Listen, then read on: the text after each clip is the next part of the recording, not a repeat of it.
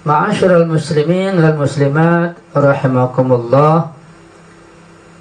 Kemudian mu'allif mengatakan wa samaratu hadzal i'tiqadi annal insana yasbahu mu'tamidan 'ala Allahi duna siwahu.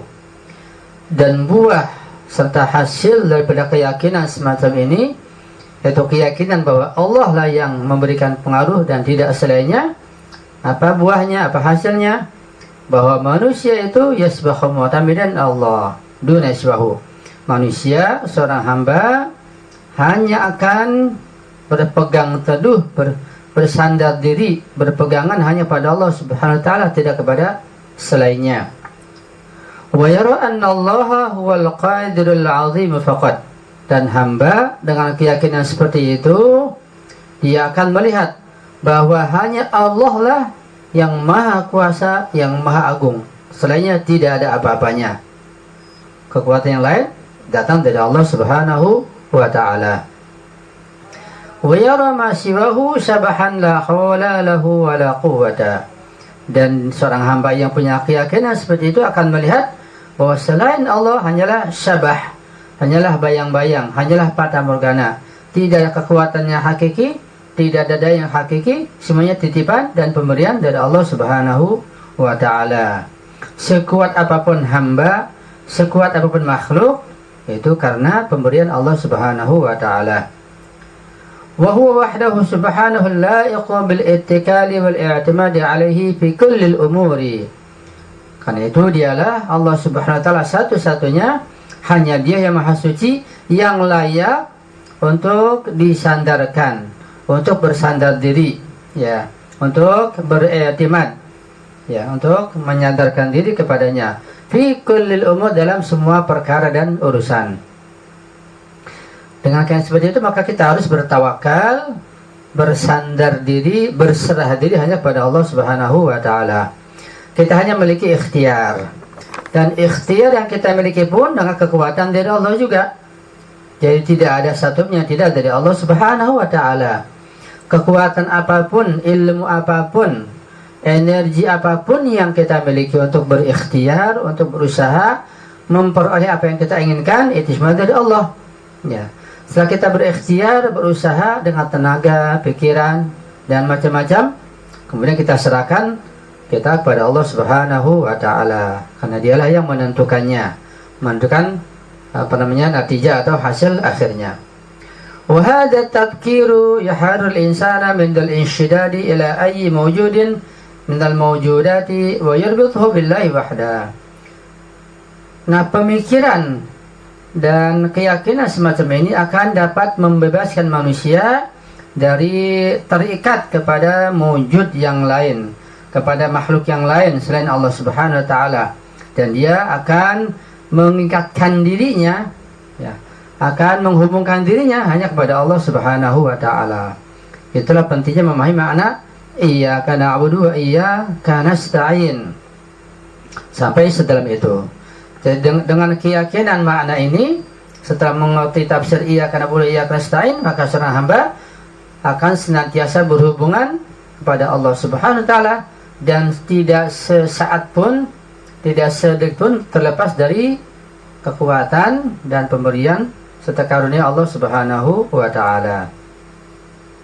Inna kalimata na'budu wa nasta'in bisogatil jam'i. Bahwa kalimat na'budu dan nasta'in itu, iyyaka na'budu wa iyyaka nasta'in, Allah berikan dalam bentuk jamak. Na'budu, kami menyembah, kami minta bantuan, minta pertolongan. Bukan dalam bentuk aku, yaitu mufrad, ya, bukan a'budu, bukan asta'in, tapi na'budu dan nasta'in. Kenapa demikian? Tushiru ila anna al-ibadata khasatan as-salah taqumu ala asasil jam'i wal jama'ah. Ini menunjukkan bahwa ibadah itu, khususnya seperti sholat, itu dapat ditegakkan atas dasar berjamaah, atas dasar berkelompok, ya, bukan sendiri-sendiri. Itu asal perintah sholat dengan jamaah. Di sini pentingnya peranan berjamaah. Wa 'alal 'abdi ay yastashi'ara wujudahu dimnal jam'i wal jamaah.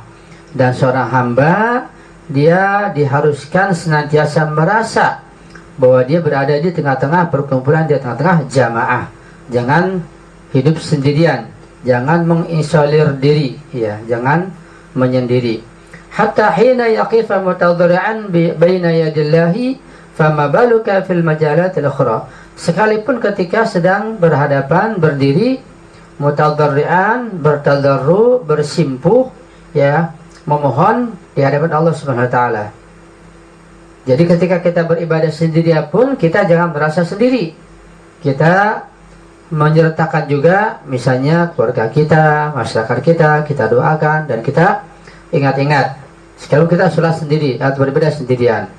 Fama baluka fil majalatil ukhra, apalagi kalau di ibadah-ibadah dan acara-acara yang lain. Kita tidak pernah sendirian, ya. Itu kenapa menggunakan pakai na'budu dan nasta'in, pakai bentuk jamak bukan bentuk mufrad.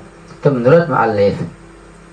Wa hadzal ittijahu fil ibadati ya'ni rafdul islami li kulli alwanil fardiyah wal in'izal.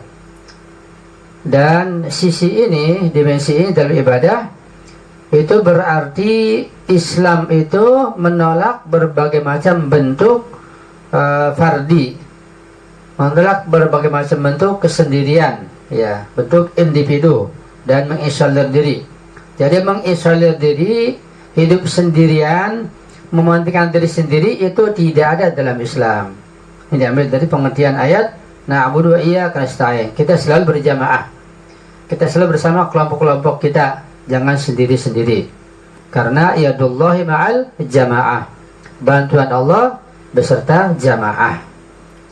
Itu makna jama' dari ungkapan na'budu dan nasta'in. Kemudian Malik mengatakan al-isti'anatu bihi ta'ala fi kulli umur, bahwa kita harus minta bantuan pada Allah dalam setiap urusan.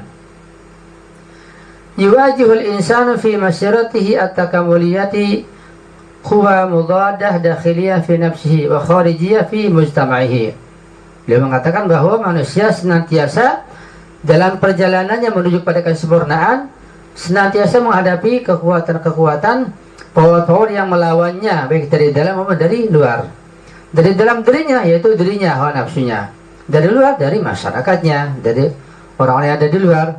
Senantiasa manusia ketika dalam perjalanan menuju kesempurnaan, kebahagiaan akhirat, menghadapi itu semua. Itu perlawanan-perlawanan, baik dari dalam dirinya maupun dari luar dirinya.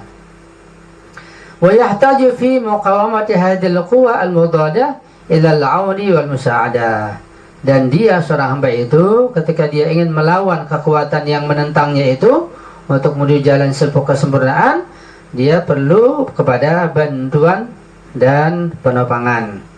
Wa min huna yaljam 'alal insani 'indama yanhadu sabahan ayyukarra ibarata iyyaka na'budu wa iyyaka nasta'in.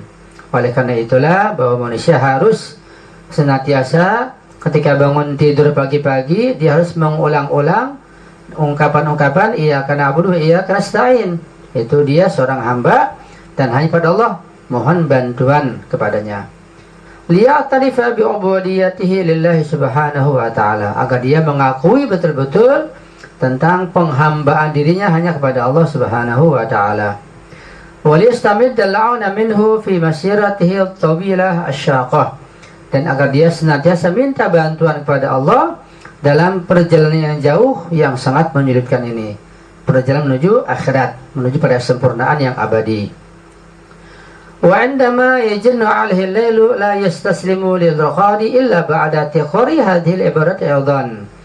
Dan hamba semacam itu ketika tiba malam hari, dia tidak menyerahkan dirinya kepada tempat tidur, tidak tidur, melainkan dia senantiasa mengulang-ulang ungkapan tersebut, ya, iyyaka na'budu wa iyyaka nasta'in. Karena itu ungkapan iyyaka na'budu wa iyyaka nasta'in dalam salat yang kita baca, yang ada dalam Al-Fatihah, sebenarnya kita ulang-ulang dimanapun kita berada.